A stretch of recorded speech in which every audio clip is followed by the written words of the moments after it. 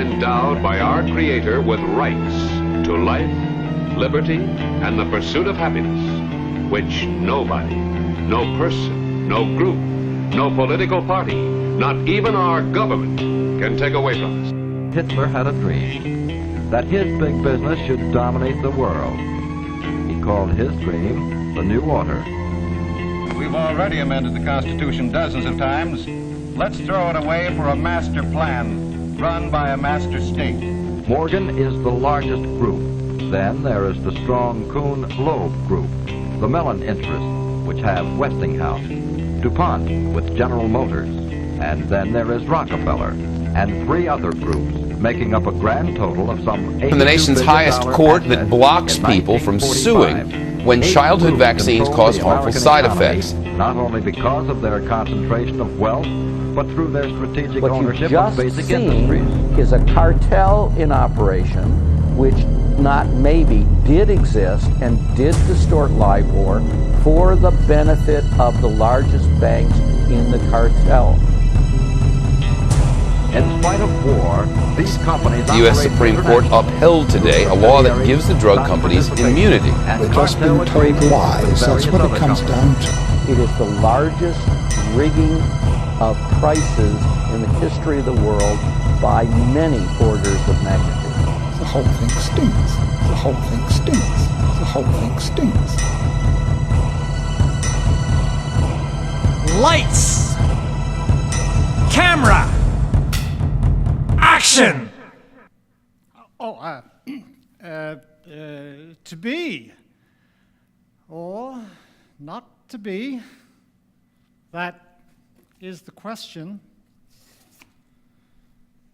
Whether 'tis nobler in the mind to suffer the slings and arrows of outrageous fortune, or to take arms against a sea of troubles and by opposing, end them, to die, to sleep no more. And by a sleep to say we end the heartache and the 1,000 natural shocks that flesh is heir to, 'tis a consummation devoutly to be wished. To die, to sleep, perchance to dream. Aye, there's the rub. For in that sleep of death, what dreams may come when we have shuffled off this mortal coil must give us pause. There's the respect that makes calamity of so long life. For who would bear the whips and scorns of time, but that the dread of something after death, the undiscovered country from whose bourne no traveler returns, it puzzles the will, and makes us rather bear the ills we have than fly to others we know not of. Thus conscience does make cowards of us all. And thus the native hue of resolution is sicklied o'er the pale cast of thought. An enterprise of great pitch and moment in this regard, the currents turn awry and lose the name of action.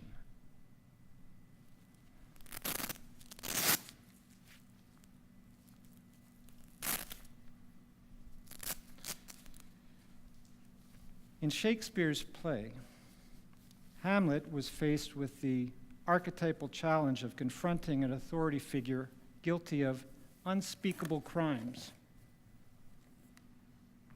Are we so different from Hamlet? Do we not face treachery, greed, and a lust for power at the hands of those we call our authorities? Well, there can be no doubt. The evidence is out there for all to see. The real question is, what can we do about it? Are we able to face this treachery? Are we able to deal with it? And how? Well, if we take Hamlet as our model, we would stew over and contemplate the details of the crimes. Ponder if we are seeing things exactly as they are. Debate as to whether any action is prudent, and essentially wait until the moment to strike is past, until we have been pierced by the tip of the poisoned sword, and we have nothing left to lose because we have already lost it all. And that is why Hamlet is the greatest and most profound tragic hero in all of literature. But here, now, this is our Hamlet moment. Can you see it? And seeing it, can we face this force before it's too late so that we can live to enjoy the fruits of our actions? It is my goal tonight to inspire you to action. Wait. I sense a collective uneasiness here. My friends, are you feeling apprehensive? Did you not come here to be inspired to act? Well, I don't just mean here to this stage. I mean here to this world, to this life, to this time in history. I see this is going to be more difficult than I thought. This is a very delicate matter. Special care needs to be given. A very safe and sacred space needs to be created.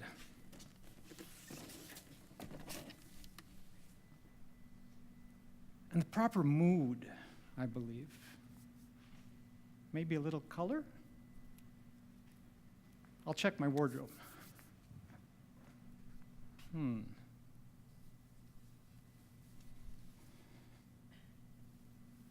Yeah. This might help.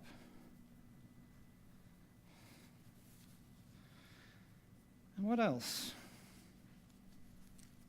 A little music?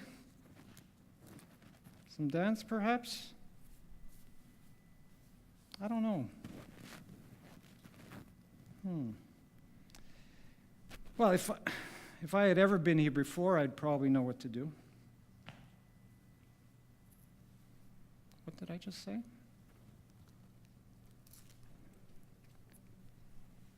If I had ever been here before, I would probably know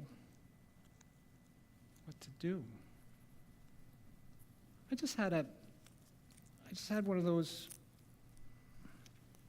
what do you call them?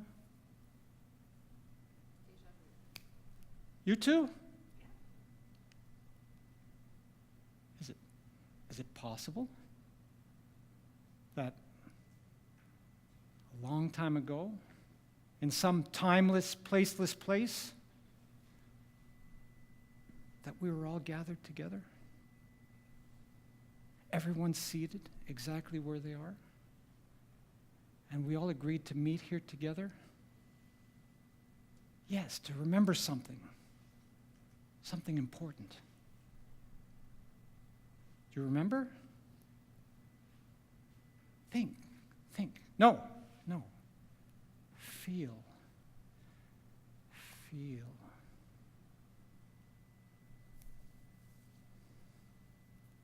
It's starting to come back to me. Is it coming back to you? Breathe. Empty your mind of all distraction.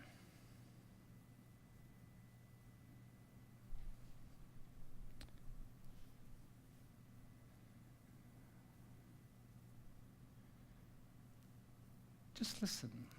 Listen to this. If I had ever been here before on another time round the wheel, I would probably know just how to deal with all of you.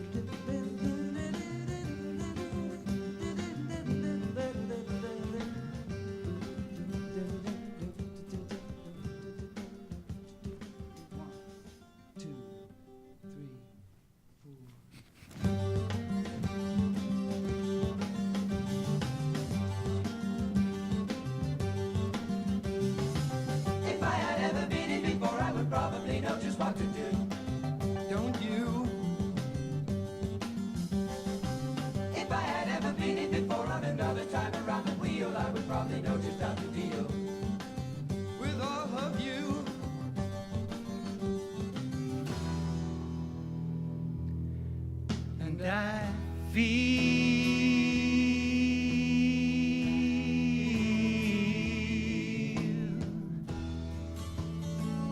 like I've been here before. Feel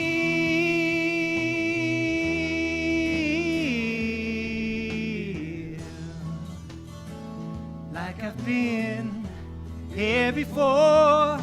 And you know, it makes me wonder what's going on under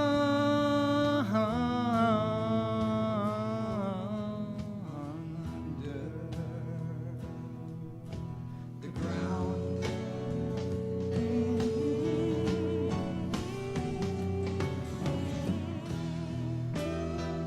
Do you know? Don't you wonder?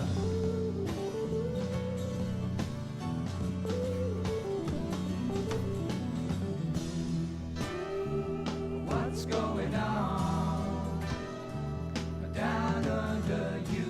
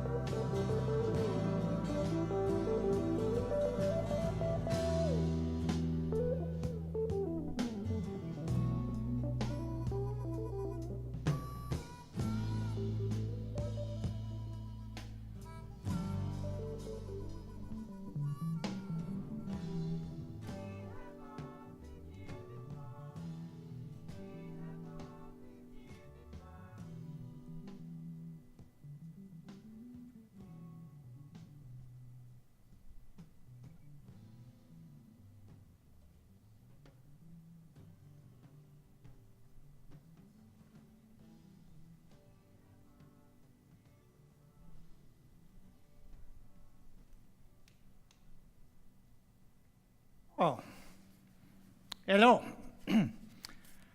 I am a main character in famous novel by Leo Tolstoy, The Death of Ivan Ilyich.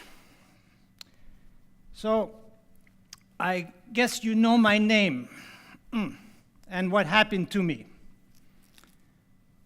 I do not like this title. But, as you know, before you die, you have life review. You will join me? Yes? Sit. It won't take very long. I just have to read my famous book.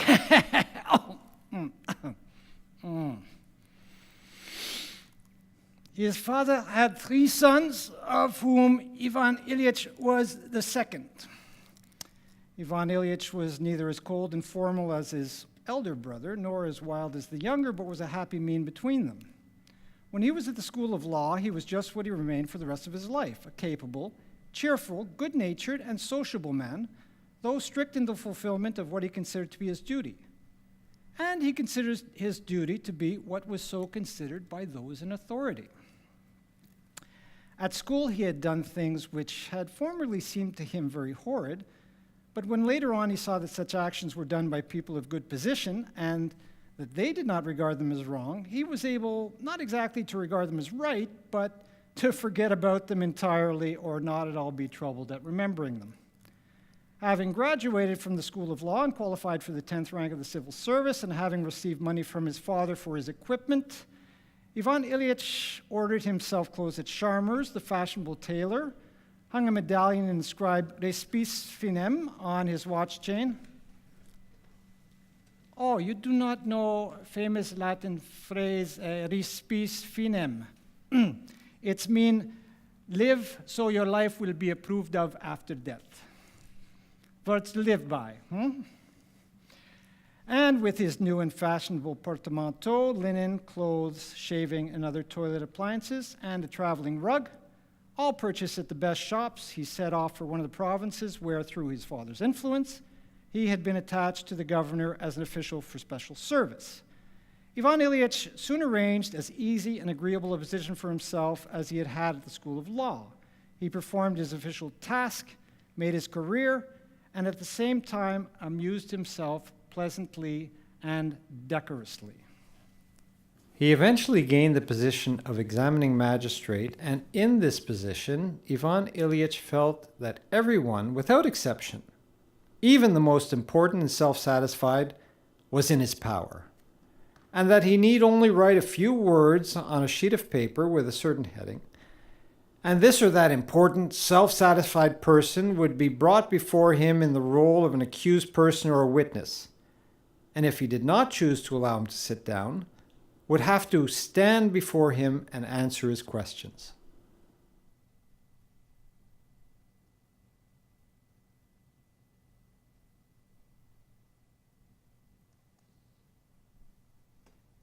John Smith to the stand. John Smith to the stand. What? John Smith is kindly requested to take the stand. Well, that's outrageous. Why am I being called there? You were on trial for crimes against humanity. What? Well, that's crazy.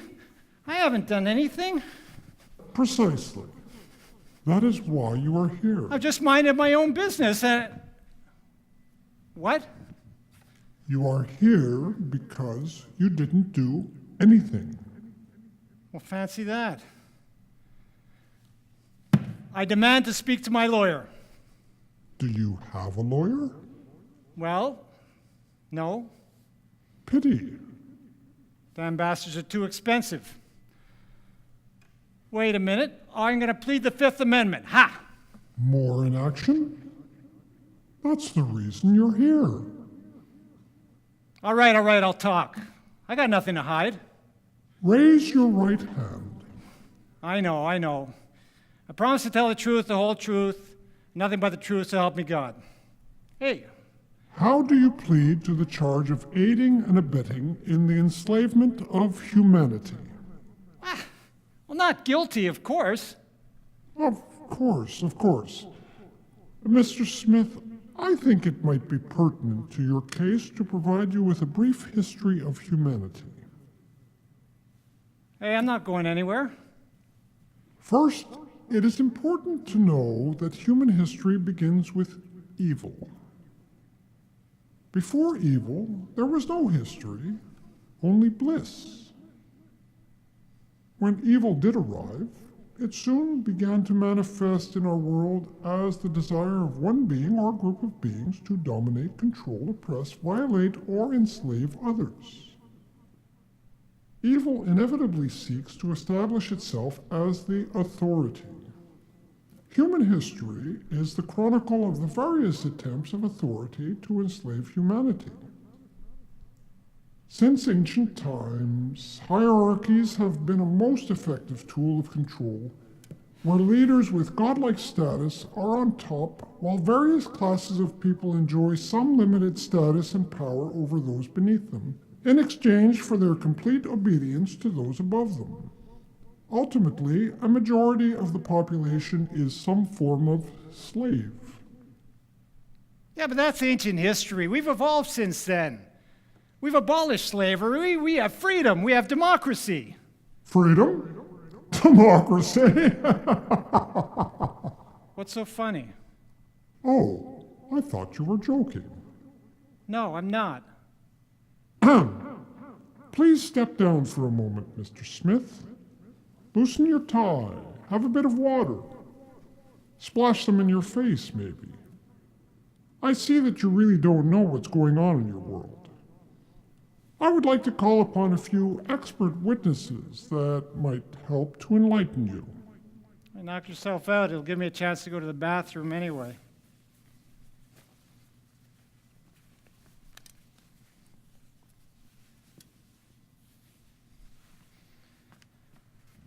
Hey, where's the bathroom back here? Oh, never mind, I see it.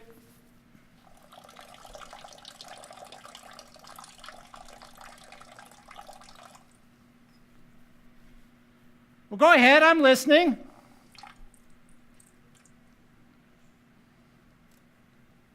The court calls upon Professor Garton Milkins, Professor of Politics at Princeton University. Professor Milkins? Oh, yes, the present. Yes, I am Garton Milkins, professor at Princeton University, and the reason I am here is because my group conducted a research study entitled Testing Theories of American Politics. And what we were attempting to do was to find out which sections of the population had the most sway in influencing our government. Yes.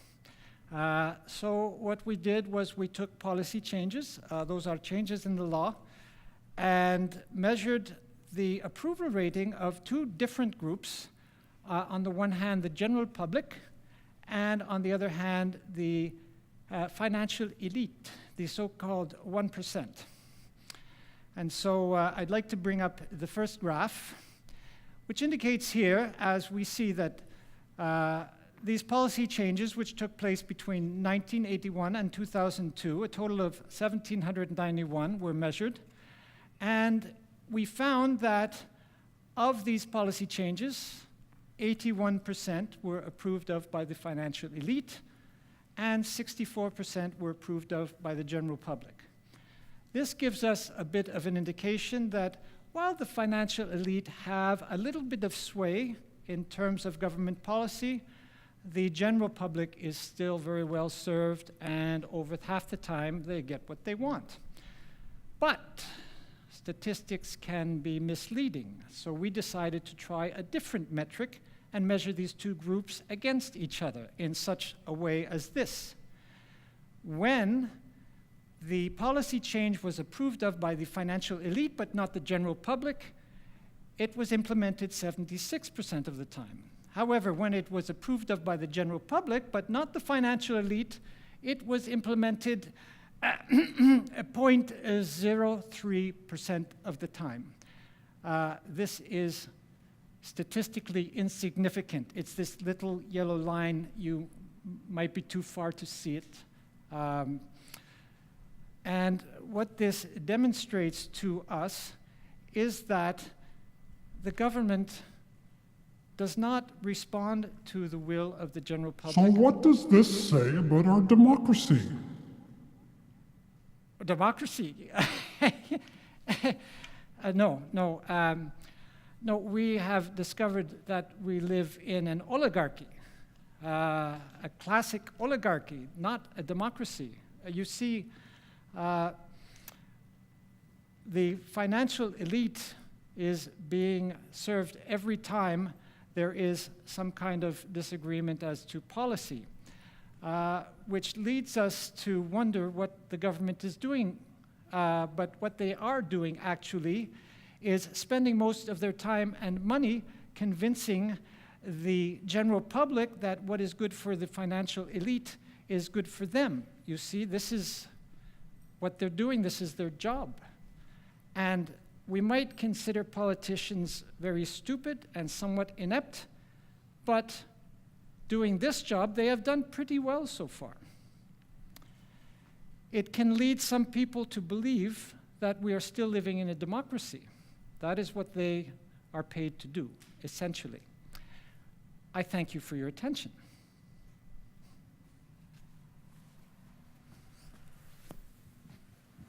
The consciousness of his power, being able to ruin anybody he wished to ruin, the importance, even the external dignity of his entry into court, or meetings with his subordinates, his success with superiors and inferiors, and above all, his masterly handling of cases, of which he was conscious. All this gave him pleasure and filled his life, together with chats with his colleagues, dinners, and bridge. so that on the whole, Ivan Ilyitch's life continued to flow as he considered it should do, pleasantly and properly. After living there for 2 years, he met his future wife, Praskovia Fedorovna Mikhail, who was the most attractive, clever, and brilliant girl of the set in which he moved. Ivan Ilyich had at first no definite intentions of marrying, but when the girl fell in love with him, he said to himself, "Really? Why shouldn't I marry? She could not resist me." It's true. Praskovia Fedorovna came from a good family, was not bad looking, and had some little property. She was well connected and was a sweet, pretty, and thoroughly correct young woman. The marriage gave him personal satisfaction, and at the same time, it was considered the right thing by the most highly placed of his associates. So Ivan Ilyich got married. Marriage. Yes, some of you know, pleasant in beginning. But when wife gets pregnant, she gets jealous, she gets unpleasant, she wants me to give all my attention to her needs and desires. But what about my needs, eh? With the birth of their child, the attempts to feed it, and the various failures in doing so, and with the real and imaginary illnesses of mother and child, in which Ivan Ilyitch's sympathy was demanded, but about which he understood nothing, the need of securing for himself an existence outside his family life became still more imperative.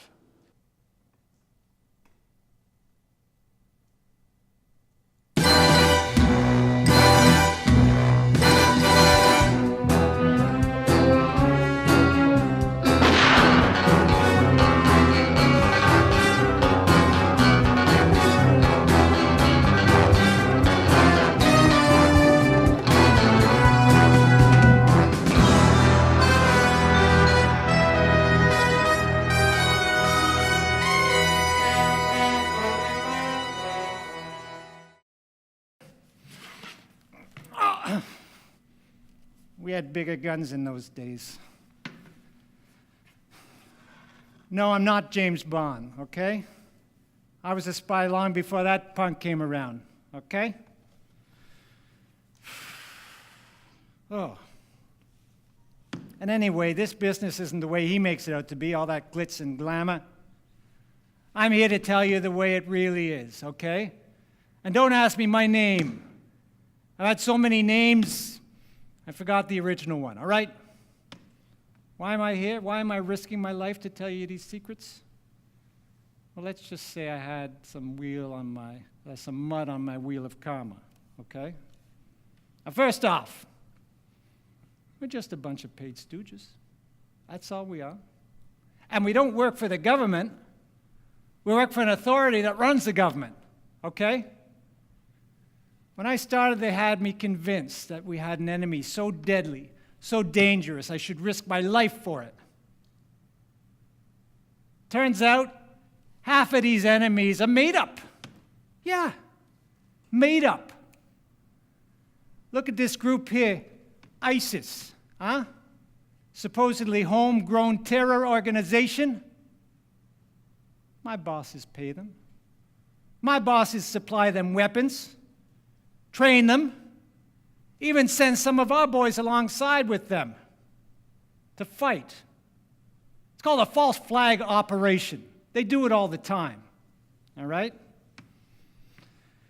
They just look around the world, see what kind of conflict they can cause, what kind of fight they can stir up. Could be country versus country, religion versus religion, ideology versus ideology. Take this new group here, Antifa. Yeah, you heard of them, Antifa?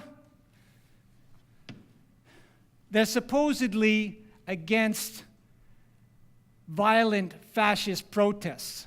So what's their solution? More violent anti-fascist protests. Right. Makes a lot of sense, doesn't it? They're just a bunch of paid stooges, just like I used to be. Okay? And why does the authority do this? Well, it's good for business, of course. The business of growing and consolidating power. If they can create an enemy and make you afraid of it. And they can start telling you got to give up some of your rights and freedoms in order to get their safety and security. How do I know this? Well, I've been in this business a long time, okay? And when I got to know too much, they came up to me and said, you got a choice. You can join this think tank and make a six-figure income trying to help us figure out how to create more enemies, or you can get a bullet in your head. Well, what would you do, huh? So I joined this group called the Project for a New American Century, okay?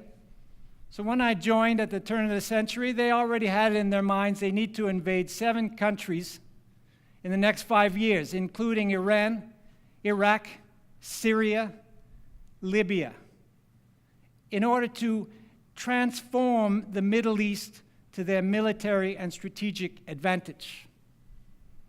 Now, they realized that it would be difficult to sell this on the public, what with invading all these sovereign countries for no reason. So they printed up their manifesto, and this was one of the lines in it. It says here, the process of transformation, while it may bring revolutionary change, is likely to be a long one, absent some catastrophic and catalyzing event, like a new Pearl Harbor. Yeah, Pearl Harbor. Yeah, and what great false flag operation did they pull off the next year, huh? 2001? September? Anybody? This is probably old news to most of you. I mean, the thing is, truth, these people, they got no power inside. You know what I mean? They're just a bunch of sociopathic, Satan-worshipping pedophiles. Yeah, I said it. Oh. Well, I guess that's what they wanted kept secret. Well, I hope I got some mud off my wheel of karma.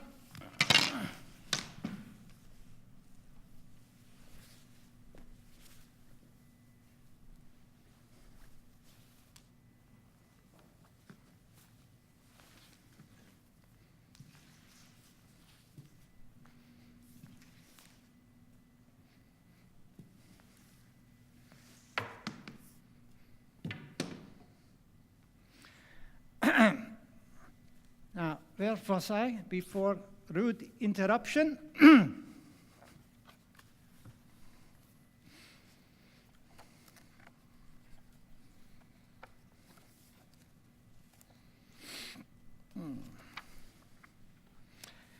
Very soon, within a year of his wedding, Ivan Ilyich had realized that marriage, though it may add some comforts to life, is in fact a very intricate and difficult affair towards which, in order to perform one's duty, that is to lead a decorous life approved of by society, one must adopt a definite attitude, just as towards one's official duties. And Ivan Ilyich evolved such an attitude towards married life. He only required of it those conveniences, dinner at home, housewife, and bed, which it could give him, and above all, the propriety of external forms required by public opinion. His aim was to free himself more and more from those unpleasantnesses and to give them a semblance of harmlessness and propriety. He attained this by spending less and less time with his family, and when obliged to be at home, he tried to safeguard his position by the presence of others, outsiders. The chief thing, however, was that he had his official duties. The whole interest of his life now centered in the official world, and that interest absorbed him. You! Are you sleeping? Did someone write a book about you? Huh? My life, it's important. Okay?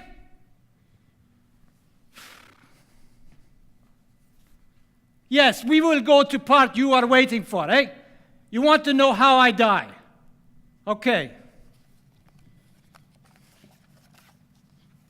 Here. Page 51. We are not halfway through Novin and already I'm feeling pain inside. Okay? It comes. It goes. What is it? Chronic catarrh? Floating liver? Veriform appendix? It was not a question the doctor solved brilliantly, and it seemed to Ivan Ilyich in favor of the appendix, with the reservation that should an examination of the urine give fresh indication, the matter would be reconsidered.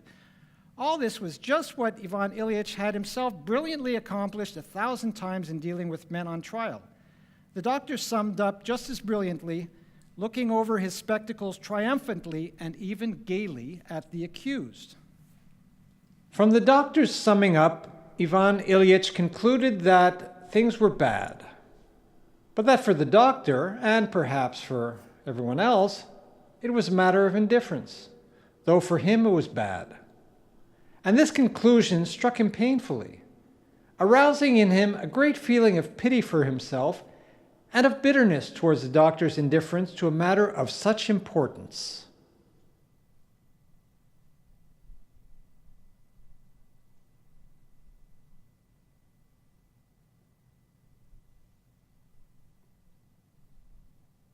Want some good drugs, my friend? Help you with the pain? My dear sir, you came here to give testimony, not to conduct business. Your name and occupation, please. Yeah, okay, I'm Obi-Wan, and I'm what you would call a freelance pharmacist. Okay, drug dealer. To be a pharmacist, you have to be part of that legal drug trade. You know, the one that spends billions of dollars every year pushing vaccines, antidepressants, and all that.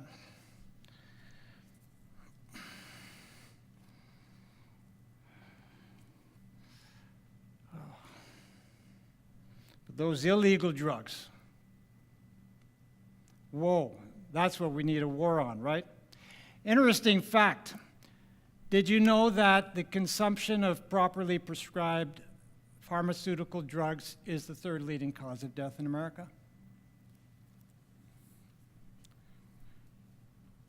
So they're telling us, though, that they should be doing a war on these illegal drugs, right? Turns out they're running that show too, the authority, through outfits like the CIA. They're the ones who tell the Colombian kingpins and mafia dudes what to do.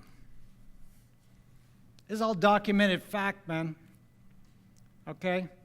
If you're willing to navigate a little off the mainstream media path, you'll see it. Oh, the mainstream media. Did I tell you? That's run by the authority as well. Now, if we were educated enough, we'd probably be able to see right through this. But they control the education system, don't they?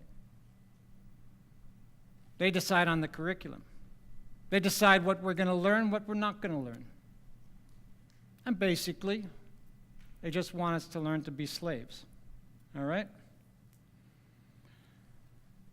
The war on drugs.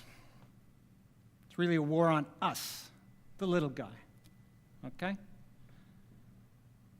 I spent some time in those slave labor camps they call prison. Very profitable business, owned by our authority, by the way. Amazing, isn't it? A man can spend 15 years in prison for making an honest profit selling dried plants to a willing buyer. Meanwhile, this other dude, okay, who supposedly is devoting his whole life to God, can repeatedly rape and abuse children and is free until the day he dies. Why? Well, he's part of the authority, of course. He's protected. Okay? What can we do about it?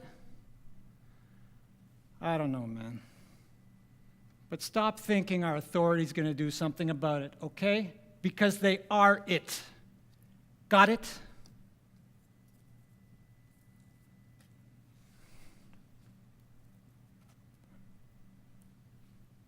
Sure you don't want some of this stuff, friend?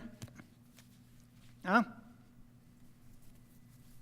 I got lots of them. Really, you should try it. Make you feel like a new man.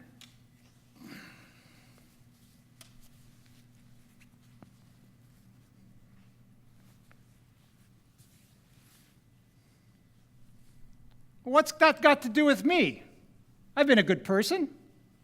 Oh, have you? Sure. I mean, last year I grew a mustache for Movember, and I was in some road hockey game, raised $600. Wonderful. And what is that money going to? Cure cancer, save the world, whatever. Goodness me. I guess we can expect a cure for cancer any day now, thanks to people like you. Yeah, just doing my part. Yes, you've been a good boy. In fact, I can tell you've done everything your father asked of you. Oh, what's my father got to do with this? Calm down now. Why so nervous all of a sudden? Nervous? I'm not nervous. Can you tell the court what your father does? Well, he's the CEO of a global corporation. Thank you, but that's not what I'm asking. I want to know what your father really does. I don't know what you mean, and it's none of my business anyways, what he does. You work for your father, don't you? Yeah. Oh, I know the way this is going. Forget it, pal. I started in the mailroom, okay? I got where I got to from long hours, hard work, sweat, all that, and... Following orders. Yeah, following orders. Well, business wouldn't work if you didn't follow orders. Even orders you would have preferred not to follow. Bob, I'm sure I don't know what you mean. Because they were coming from your father. What's that got to do with it? You still haven't told me what your father does. You want me to be specific? What does he do for money? What does he do for pleasure? What does he do for power? Stop asking me what my father does, okay? Why? It makes you sick, doesn't it? Stop it! Stop it! You're the one that's making me sick. Why am I here? Why do I have to go through this? I'm feeling sick. Is there a doctor in the house? Is there a doctor?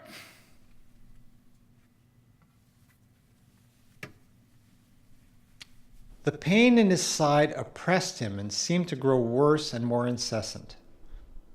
There was no deceiving himself. Something terrible, new, and more important than anything before in his life was taking place within him, of which he alone was aware.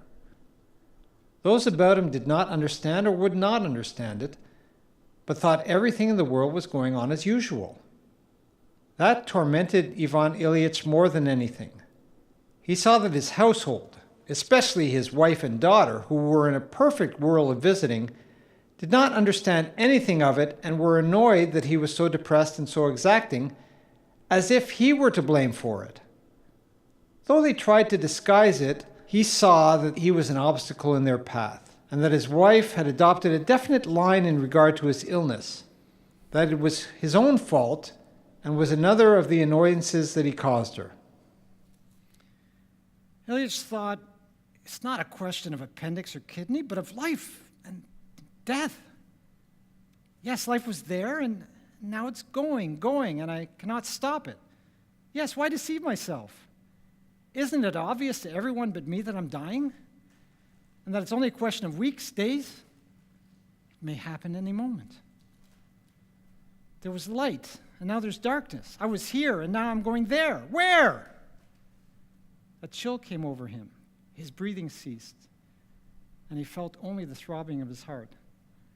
I was desperate. I wanted answers from someone who knew the truth. So, another doctor, another expert come to me. The doctor begins with a most serious face, examining the patient, feeling his pulse and taking his temperature, and then begins the sounding and auscultation. Ivan Ilyich knows quite well and definitely that all this is nonsense and pure deception.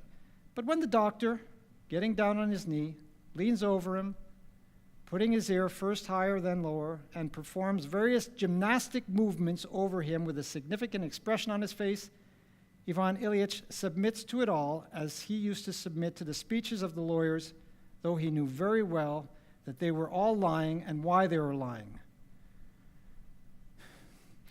Nobody cares about me. Nobody has sympathy. Okay? Nobody knows how I feel inside. They're just waiting, posing, lying. Where is the truth? I want to stop the lying. Then what does it mean? Why? It can't be that life is so senseless and horrible. But if it really has been as horrible and senseless, why must I die and die in agony? There is something wrong. Then the question suddenly occurred to him. What if my whole life has been wrong? It occurred to him that what had appeared perfectly impossible before, namely that he had not spent his life as he should have done, might after all be true. It occurred to him that his scarcely perceptible attempts to struggle against what was considered good by the most highly placed people, those scarcely noticeable impulses which he had immediately suppressed, might have been the real thing, and all the rest false.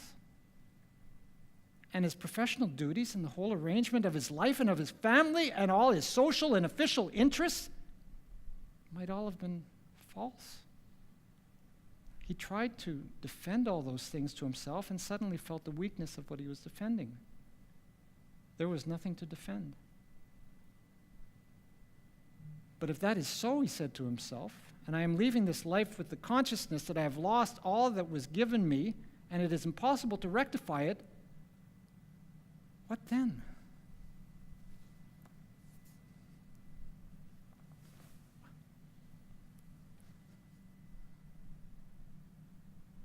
Now I know. I want to live. I want to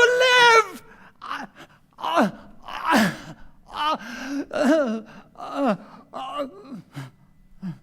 He drew in a breath, stopped in the midst of a sigh, stretched out, and died.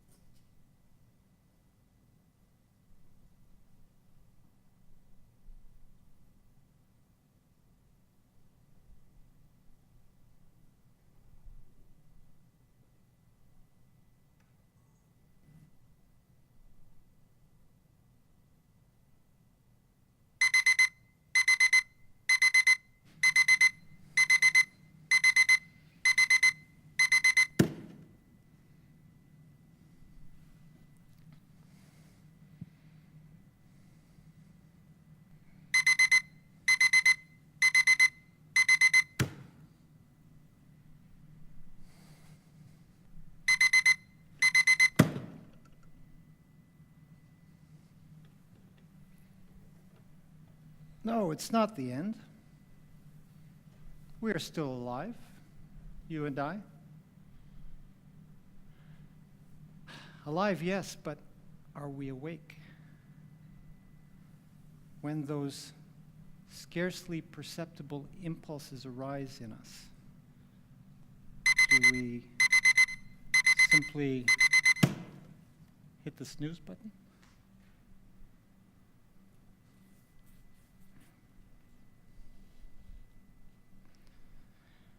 Our authority would be more than happy if we were sleepwalking through our entire lives,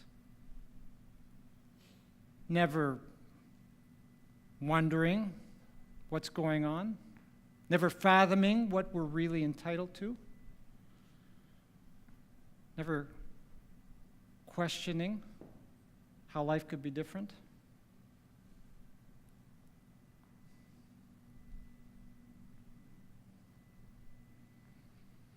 They do a very good job of keeping us distracted, and they're getting better at it all the time with their spectacles.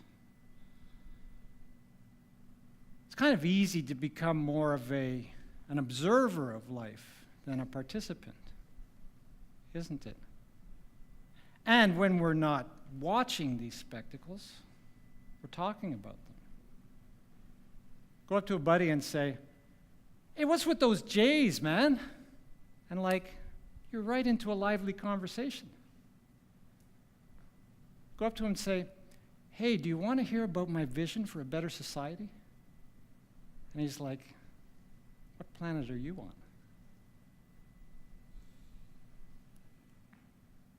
What's that? The Pentagon just lost $2.3 trillion and they don't know where it went?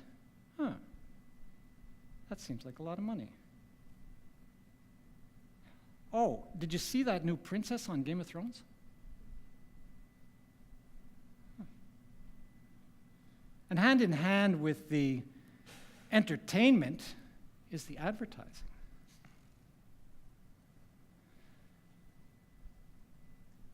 And advertising works because we're convinced that we're more consumers than human beings. In the front of our minds, it's usually all those newer and better material things. But you have to dig back a little bit to find some more basic human needs like creativity, connectedness, self-expression.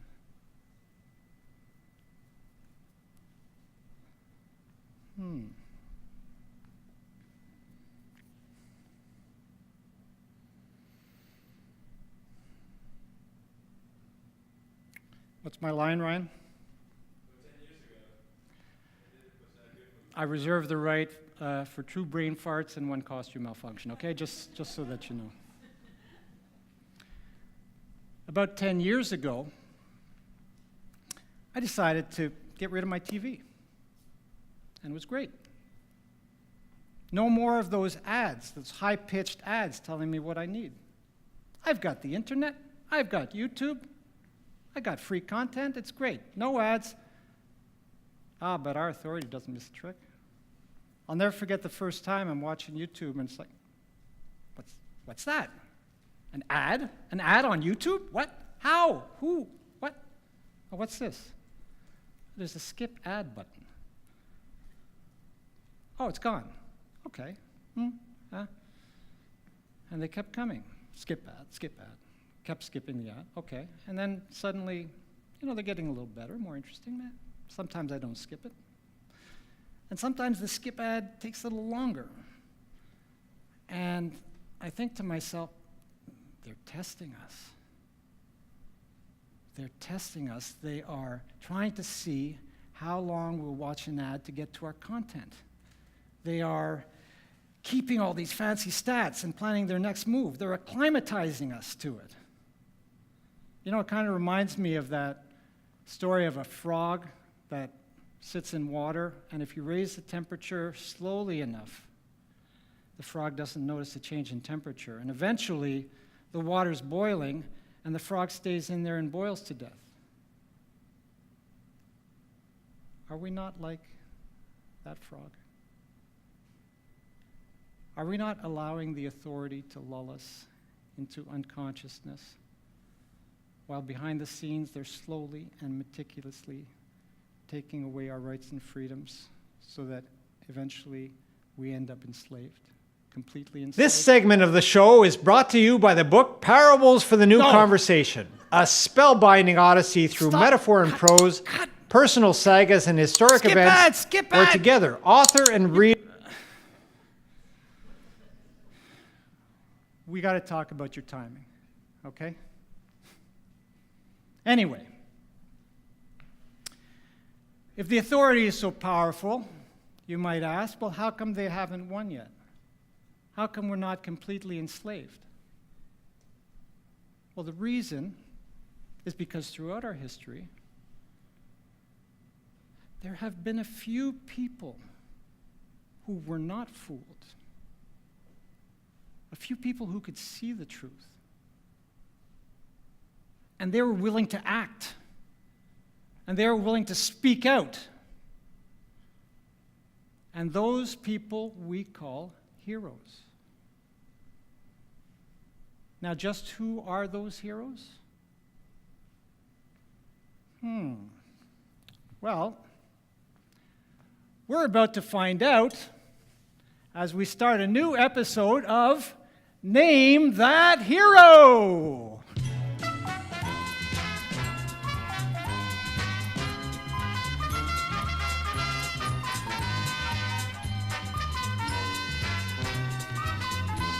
Okay, Randall, come on down. Brona, come on down. Catherine, come on down. You're the next contestants on Name That Hero. Please stand behind the line. Here we go. Choose a noisemaker. We got a ringer, we got a whistle, we got drums. And don't worry about that whistle, it's totally clean. Oh, I'll take the whistle. It's clean as a whistle, in fact. All right.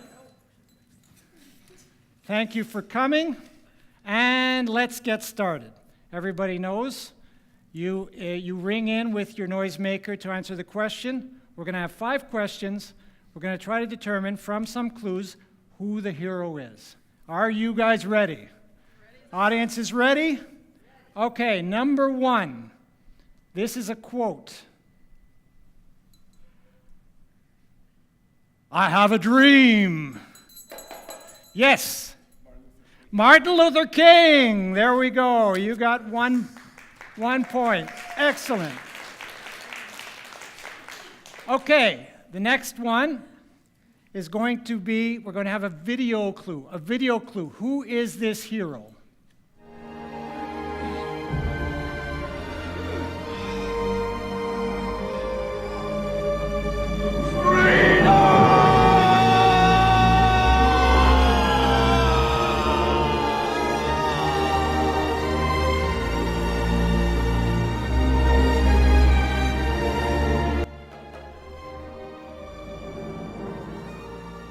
No, it is not Jesus.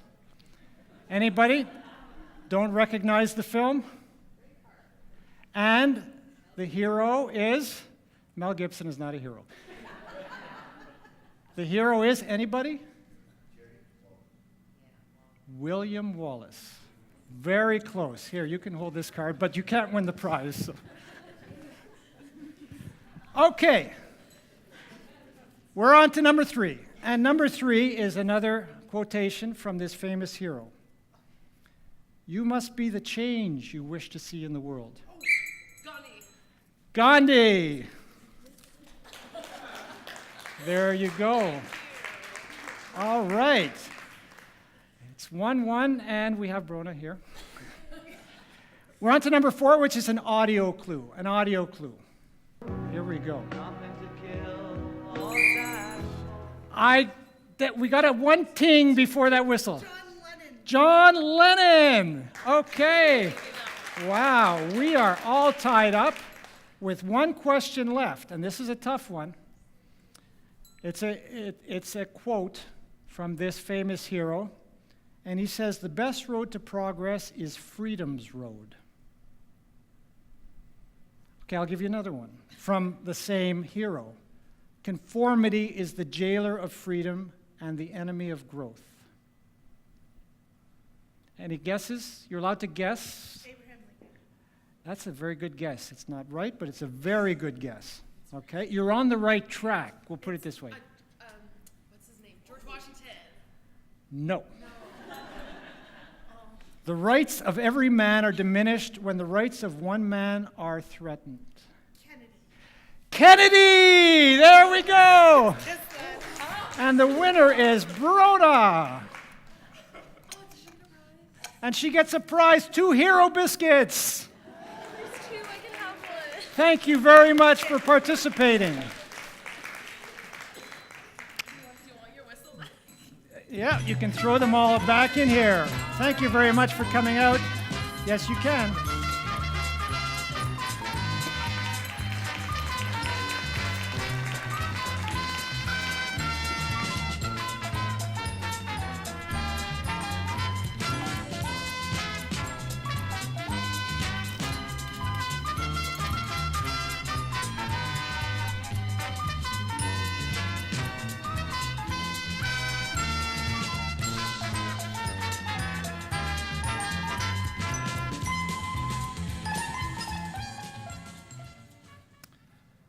I'd like you to consider what all these heroes have in common. They were willing to challenge authority. They were willing to listen to their inner voice and teach others to do the same. And that's why authority feared them so much. Because when people listen to their inner voice, authority loses their power.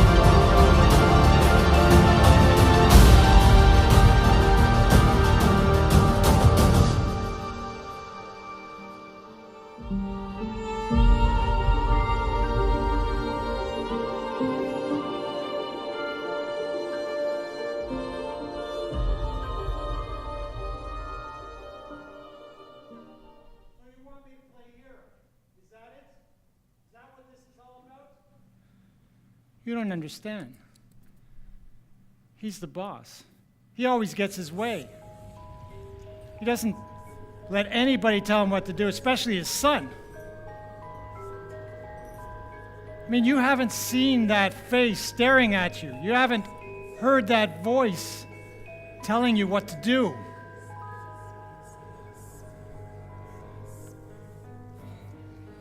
Look the other way if you don't have the stomach for it. Gotta do what we gotta do.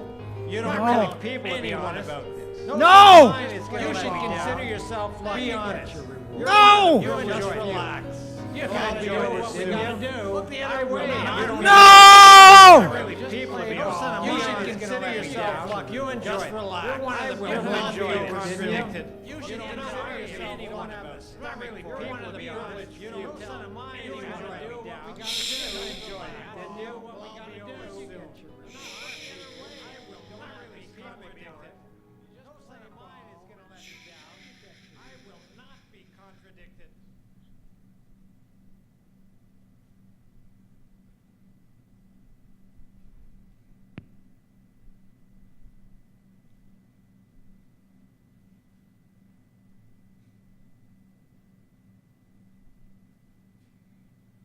Is this so hard to do?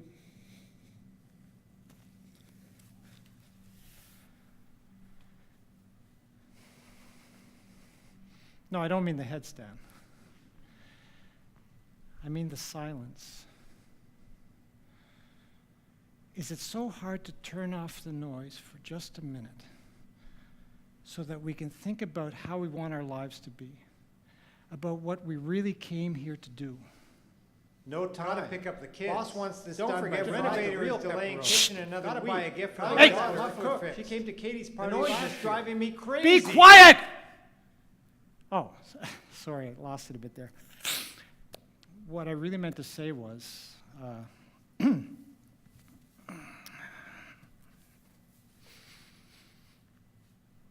be quiet.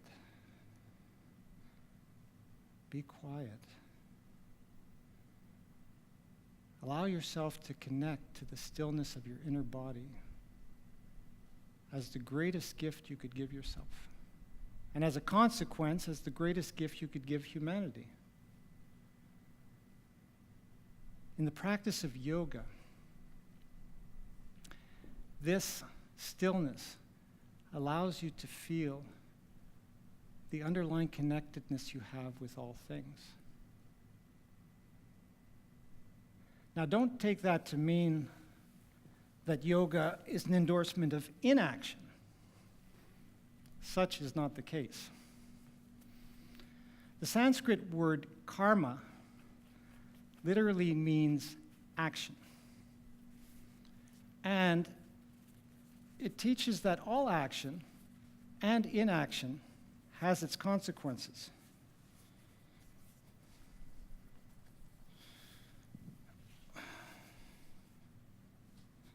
Line. It's in the stillness, in the connectedness with the universe, that you can really uncover what sacred action you came here to perform.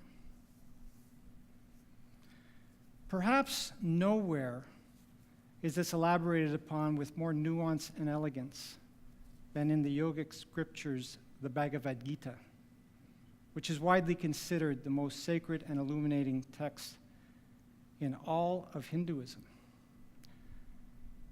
And it takes place on a battlefield. John Smith to the stand. What? I'm in the middle of a story. John Smith is kindly requested to take the stand. Okay, I'm going to take care of this, and then we'll be back with the Bhagavad Gita.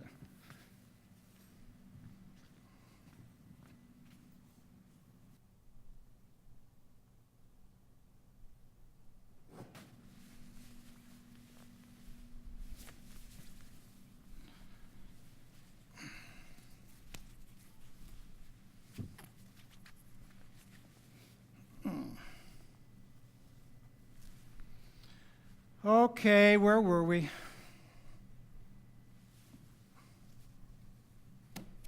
We were talking about your father. Oh, yeah. Okay, John Smith. Yeah, I know he's done some bad things. That's just the way he is. Some kind of monster. He's got a bad temper, a really, really bad temper. You know, and when he talks to me, all I can think of is, what does he want me to say? What should I say? What can I say to make him stop his anger?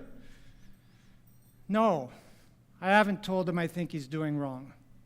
Okay? Why? Because I'm scared. Okay? Do you want me to die? Do you want me to die? I only want what you want for yourself. What I want for myself. All I ever wanted was to live on a farm. Really? Yeah. Live in nature, grow organic crops, feed people, do something positive for a change instead of...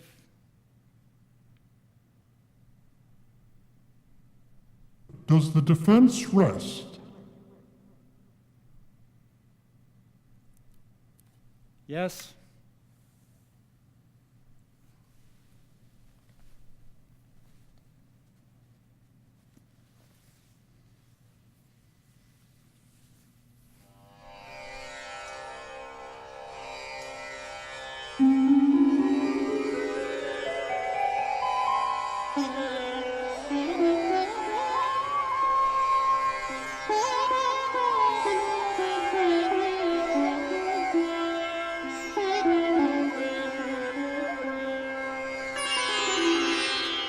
पार्थाय प्रतिबोधितां भगवता नारायणेन स्वयं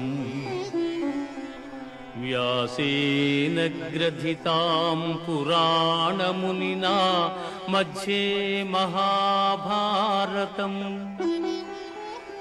अद्वैतामृतवर्षिणीं भगवतीम् अष्टादशाध्यायिनीम् Amba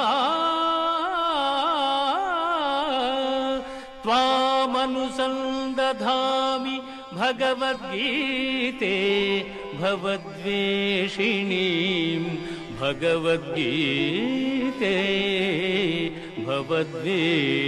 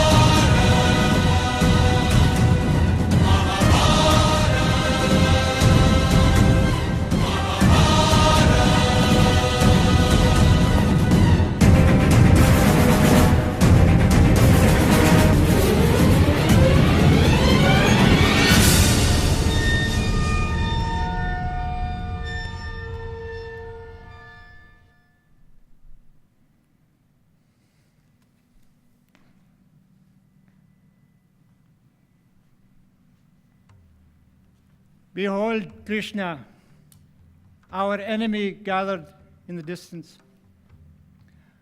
Among them, former friends, benefactors, revered teachers, and even paternal uncles and cousins.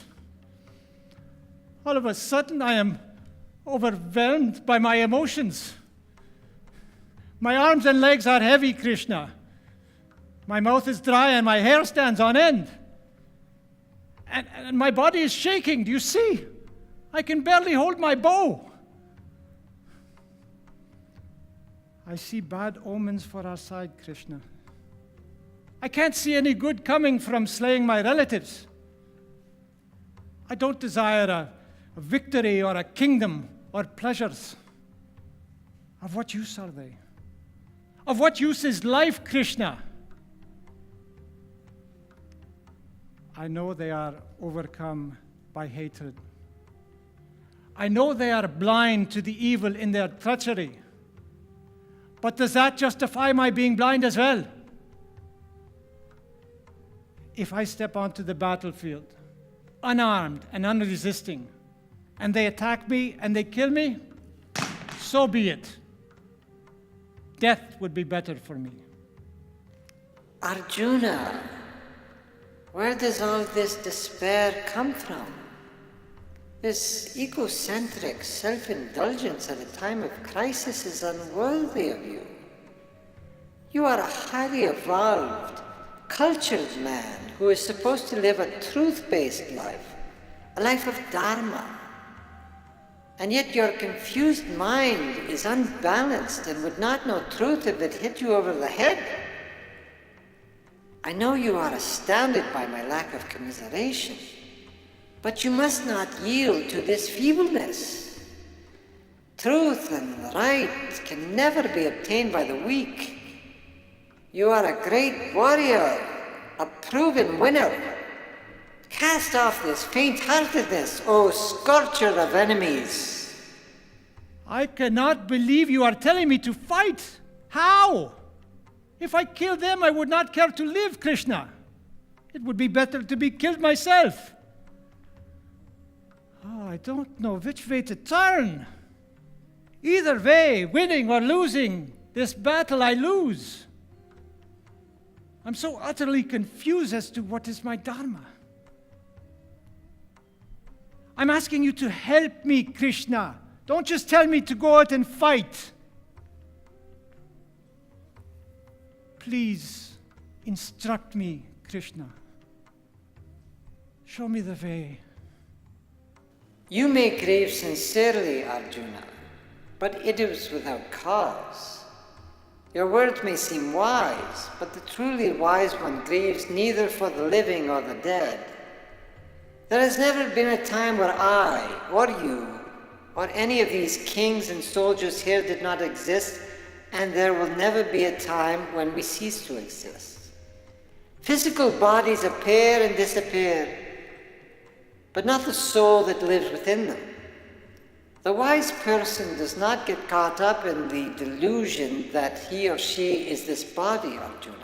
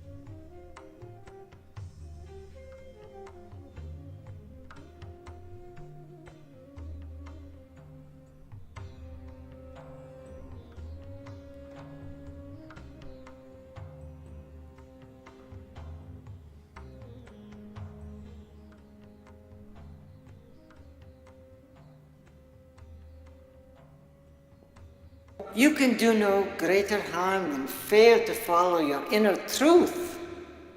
You have been nurtured in the duties of a warrior leader. Your aptitudes, temperament, and disposition are such that you must oppose wrongdoing in the world. You yourself have created the tendencies that bind you now. The law of karma is more powerful than your ego. Following one's nature is the only way to work out one's karma. Oh, Krishna, my delusion has gone. Where my life was unbearable before, now those self-created problems have disappeared. By your grace, I am shorn of all doubt.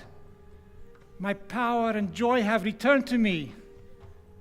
My faith is firm.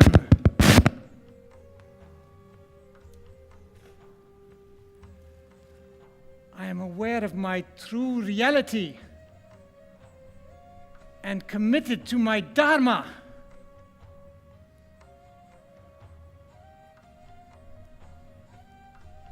Noble warriors, brave kinswomen and men, brothers and sisters, our time is now.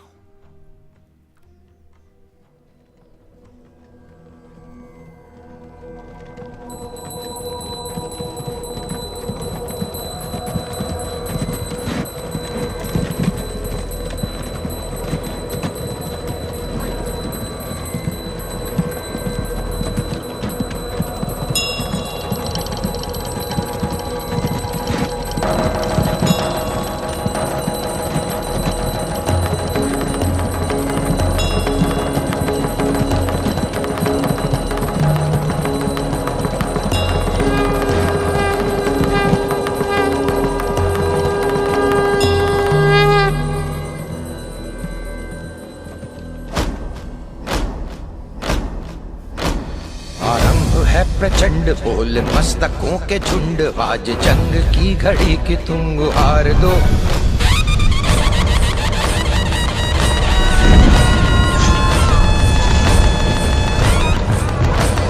आरंभ है प्रचंड बोल मस्तकों के झुंड आज जंग की घड़ी की तुम गुहार दो आन बान शान या की जान का हो दान आज एक धनुष के बाण पे उतार दो आरंभ है प्रचंड बोले मस्तकों के झुंड आज जंग की घड़ी की तुम गुहार दो वान वान शान या की जान का हो दान आज एक धनुष के बाण पे उतार दो कृष्ण की पुकार है ये भागवत का सार है कि युद्ध ही तो वीर का प्रमाण है कौरवों की भीड़ हो या पांडवों का नीड़ हो जो लड़ सका है वो ही तो महान है।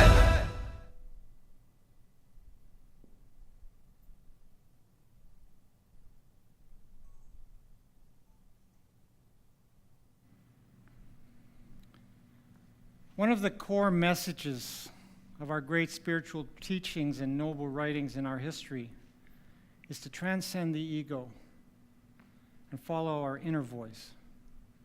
Or as Joseph Campbell would say, follow your bliss. Doing so takes you on your adventure. But this adventure would not even be possible if it were not for the presence of what in our world? Anybody? Evil. Yes. Evil. Do you remember we said that before evil there was no history, only bliss? That was the Garden of Eden. And yes, there was bliss. But there was nowhere to go. We were already there. So what did we do? Your timing's getting better.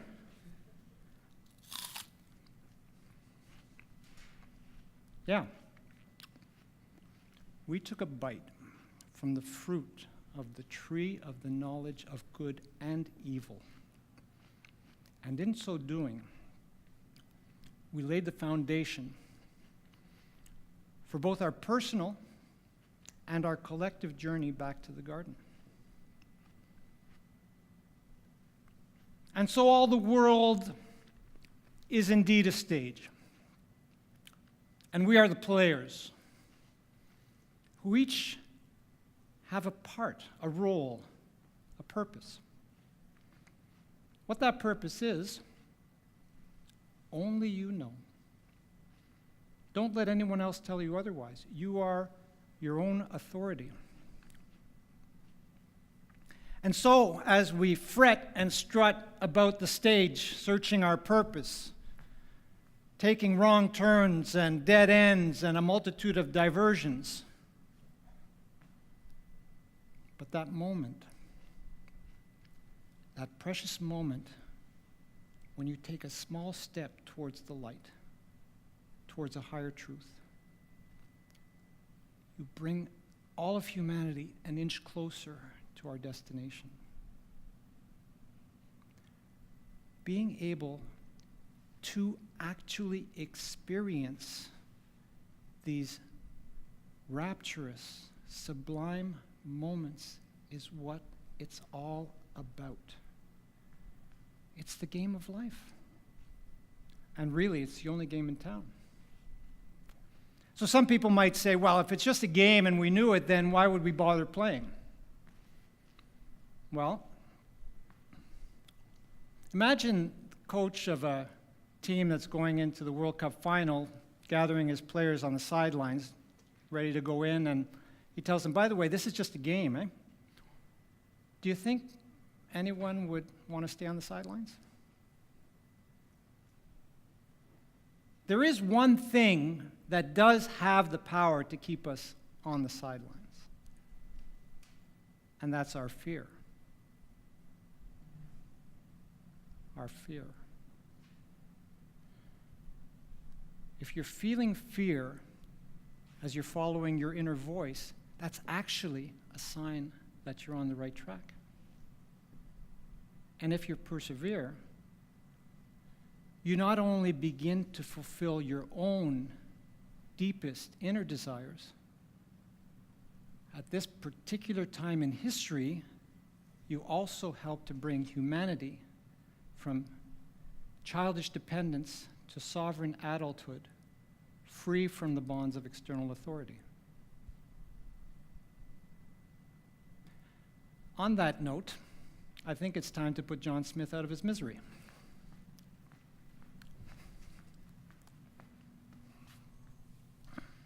The court has reached a decision in the case of John Smith. Will the defendant please rise?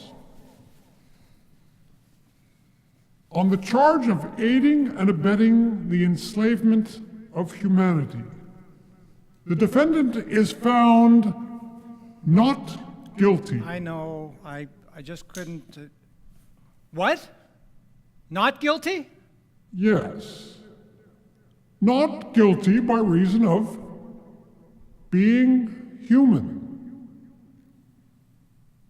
You mean I'm not going to jail? I can just go back to my life? You can. You have your freedom.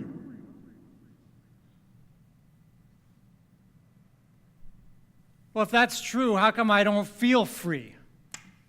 Huh? Answer me! Don't bother. I know what you're going to say. You're going to say I should start a farm, right? Grow organic crops, huh? Well, I can't, okay? I'd love to, but I can't. I'd have to quit my job. I'd have to tell my daddy I'm leaving. I'd have to tell my daddy I'm leaving. Well, what would he do? Well, what could he do? Might make him think a little bit. Might even teach him a thing or two. I mean, it's very scary, but it's also exciting. I mean, I don't know where to start. I guess I can start with taking off this jacket for good. For good.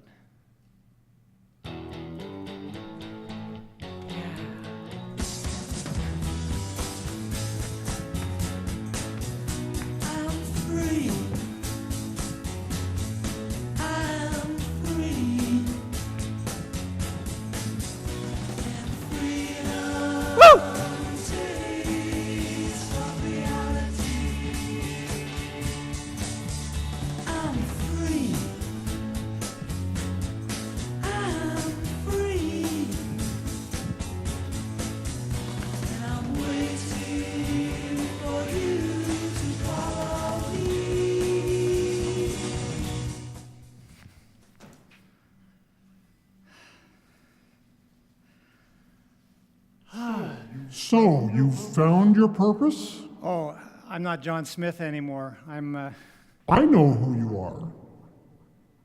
Oh. Have you found your purpose? Me? Well, I don't know. It's hard, you know? I mean, I've been searching, but I can't really seem to fit in anywhere. I just don't Forget know. about that. All unimportant. What is your bliss? My bliss? Yes. Well, I love metaphor and story.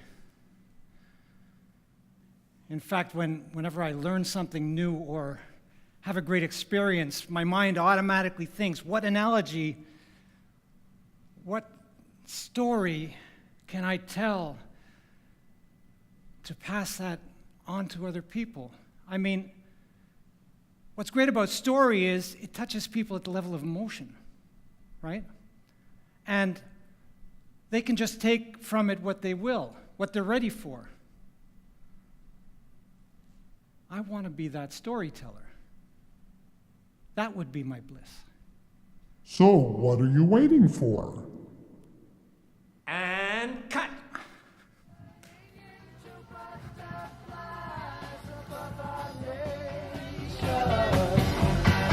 We We are stardust, we are broken, we are caught in the devil's market, and we got to get ourselves back to the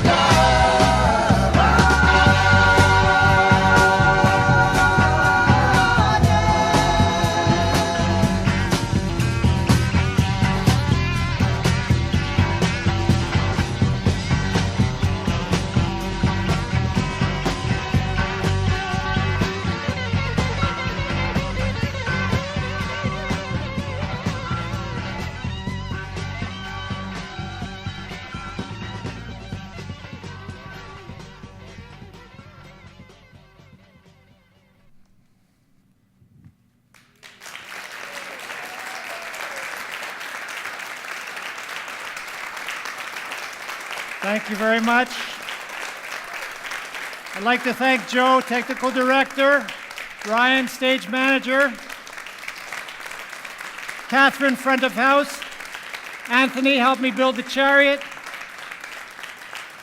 Max, Filming, and let's hear it for my costume designers, Jane and Miso. Come on up.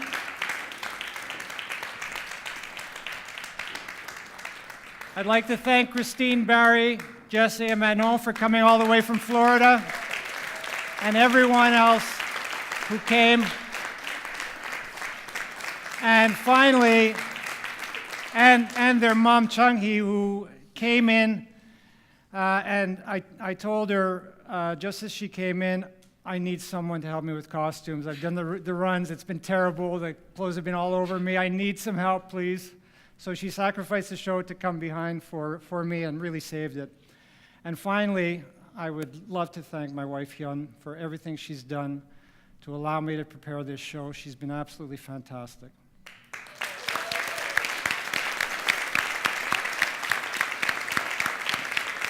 So I hope everybody's aware there's a party back at our place. Everybody here is invited. Okay, if you need the information about where it is, most people know it, so we can get that information. Hyun's going to pick up Kellen and be at the house in about half an hour, so maybe mill around for a few minutes. I've got to take stuff apart, and but anyways, thank you all for coming. I can't see you, it's too dark.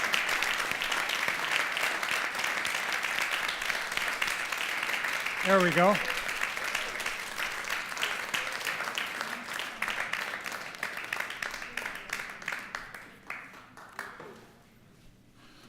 Hey.